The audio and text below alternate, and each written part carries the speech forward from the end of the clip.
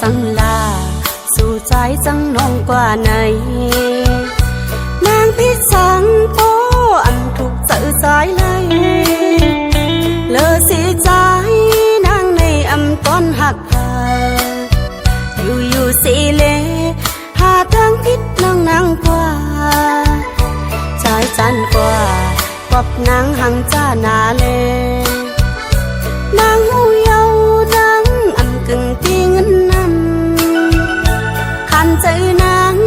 จึมน้ำตาย้อยแก้มคอพ่อแม่ภายใจ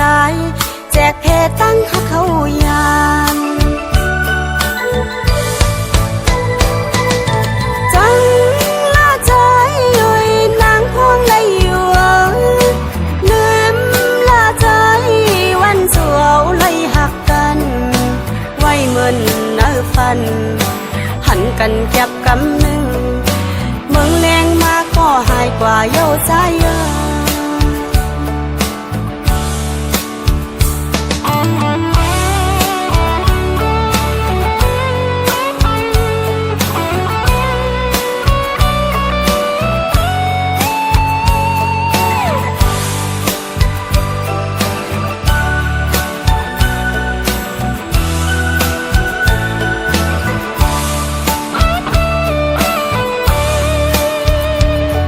สังลา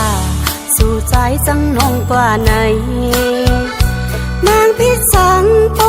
อันถูกใจสายเลยเลอสีใจนางในอำต้นหักเธออยู่สีเลหาทางพิษนางกว่าใจจันกว่ากับนางหังจ้านาเลนางหูเยาวนางอำกึ่งตีเงินนำขันใจนางจึมน้ำตาย้อยแก้มคอพ่อแม่ภายใจแจกเพตั้งหักเขายานจังละใจย้อยนางพวงได้อยู่ลืมละใจวันสวเลยหักกัน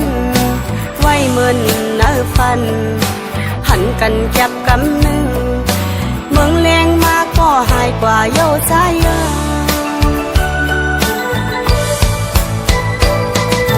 จังละใจ